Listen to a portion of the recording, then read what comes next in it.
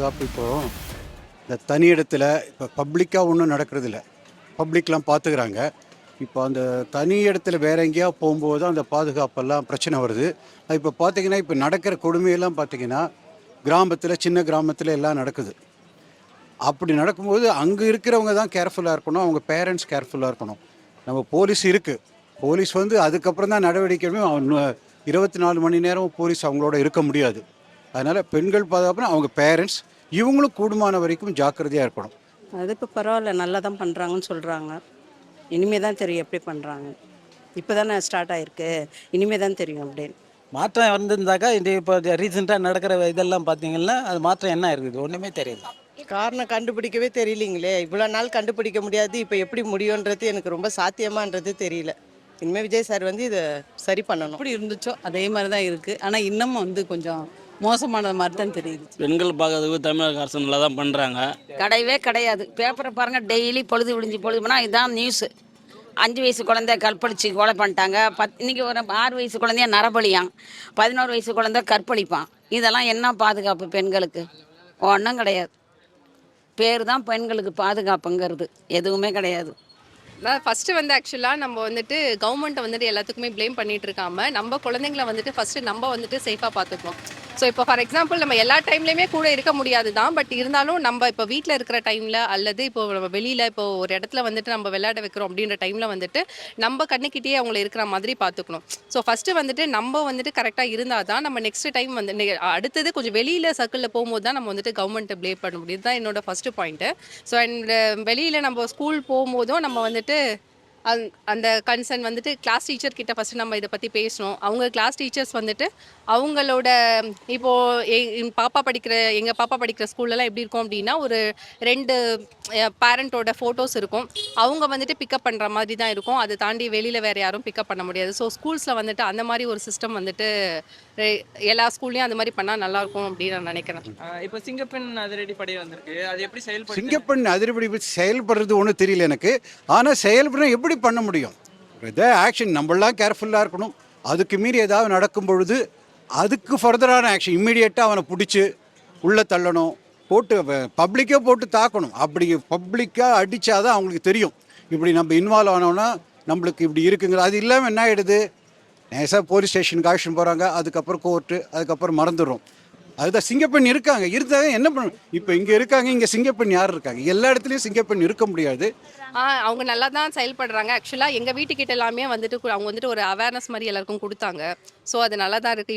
இப்போ வந்திருக்க new government வந்துட்டு எப்படி பண்ணுறாங்கன்னு இதுக்கப்புறம் தான் நம்ம வெயிட் பண்ணி பார்க்க முடியும். ஏன்னா அவங்களும் வந்து 1 மந்த் தானே ஆகுது. நம்ம அவங்களையுமே வந்துட்டு அவங்களே நம்ம ப்ளேம் பண்ண முடியாது. ஸோ வெயிட் பண்ணி தான் வந்துட்டு பார்க்கணும். ஆனால் அந்த சிங்கப்பெண் அதிரடி படை வந்துட்டு நல்லா தான் பண்ணிகிட்டு இருக்காங்க. அது நல்லதுன்னு நாங்கள் ஆதரிக்கிறோம். நாங்கள் பெண்கள் அதை ஆதரிக்கிறோம். பெண்களுக்கு பாதுகாப்பு, எந்த அரசாங்கம் வந்தாலும் பெண்களுக்கு பாதுகாப்பு கொடுத்தா நாங்கள் பெண்கள் வந்து கொஞ்சம் சந்தோஷமாக இருக்கோம். அது ட்ரெஸ்ஸு தான் ஒரு மனுஷனோட மென்டாலிட்டியை மாற்றும். நீங்கள் எந்த அளவுக்கு டிசிப்ளினோட ட்ரெஸ்ஸு போடுறீங்களோ அந்த அளவுக்கு உங்களை நீங்கள் பாதுகாக்கலாம்.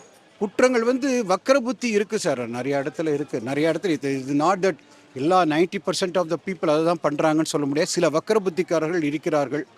அவர்களை கண்காணிக்க வேண்டியது சமுதாயத்தின் பொறுப்பு, குடும்பத்தின் பொறுப்பு. முதல்ல குடும்பம் தான் பொறுப்பு. தப்பு பண்ணுறவங்களே உடனே தண்டனை கொடுத்தா இனிமேல் அது மாதிரி செய்ய மாட்டாங்க. பயம் இருக்கும்.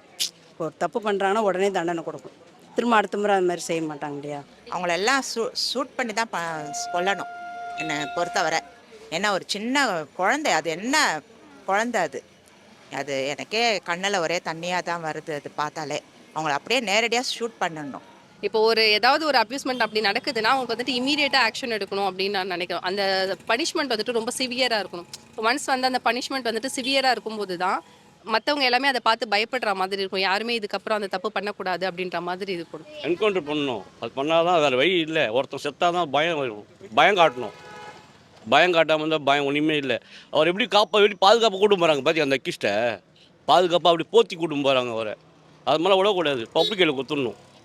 இன்னும் சிறப்பாக பண்ணணும்னு எதிர்பார்க்குறேன். இதுமாரி மார்க்கெட்டெல்லாம் அந்த புதுசாக விட்டாங்களா அந்த வேனை வந்து இதுமாரி ஸ்கூலு காலேஜு அங்கெல்லாம் போய் பண்ணாங்கன்னா கொஞ்சம் நல்லாயிருக்கும். அதுதான், வேறு எதுவும் எதிர்பார்க்கல. பெண்களுக்கு பாதுகாப்பு இந்த ஆட்சி நல்லா தான் இருக்குது. கரெக்டாக போய் இது இன்னும் இதுமாரி மார்க்கெட்டு, இந்த லேடிஸ் இருக்கிற இடம், இந்த ஸ்கூலு, இந்த காலேஜ், லேடிஸ் ஸ்கூலு, அதுமாரி இடத்துலாம் விட்டாங்கன்னா இன்னும் கொஞ்சம் பெட்டராக இருக்கும்.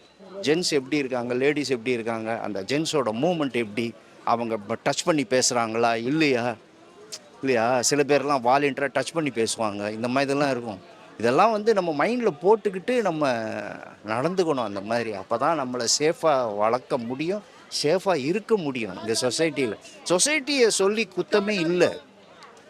சொசைட்டி எந்த எக்காரணத்தை கொண்டு நம்ம குறையே சொல்லக்கூடாது, சொல்ல முடியாது. இவ்வளோ பேர் போகிறாங்க வராங்க, எவ்வளோ பேர் இருக்காங்களா, அதில் 2 பேர் இடிப்போம் இல்லையா? 90 பேர் நல்லா இருப்பாங்க, 10 பேர் அப்படி தான் இருப்பான். பட் நம்ம தான் அதை கேர்ஃபுல்லாக ஹேண்டில் பண்ணணும். அப்படி பார்த்தீங்கன்னா இப்போ முக்கால்வாசி போதைப் பொருள் தான். எவ்வளோ போதைப் பொருள் குறைக்கிறோமோ அவ்வளோ நல்லது. போதை பெருகின்னு தான் இருக்குது, கொஞ்சம் கூட குறையிற மாதிரி தெரியல. அங்கே பண்ணுறான் இங்கே பண்ணுறான்னு தெரியுது, ஆனால் நடந்து தான் இருக்குது. அதுக்கு பதில் யார் சொல்கிறது? மக்கள் சொல்கிறதா, அரசாங்கம் சொல்கிறதா? யார் மேலேயும் பழி போட முடியாது. நடக்கிறது நடந்து தான் இருக்குது. அது எந்த ஆட்சி வந்தாலும் நடந்து தான் செய்யும். டாஸ்மாக் இருந்தாலும் சரி, டாஸ்மாக் இல்லைனாலும் சரி, நடக்கிறது நடந்து தான் இருக்குது. அதுக்கு இதுவே இல்லை, முடிவே இல்லை. மக்களாக திருந்தணும், அவ்வளோதான். வேறு எதுவும் சொல்கிறது.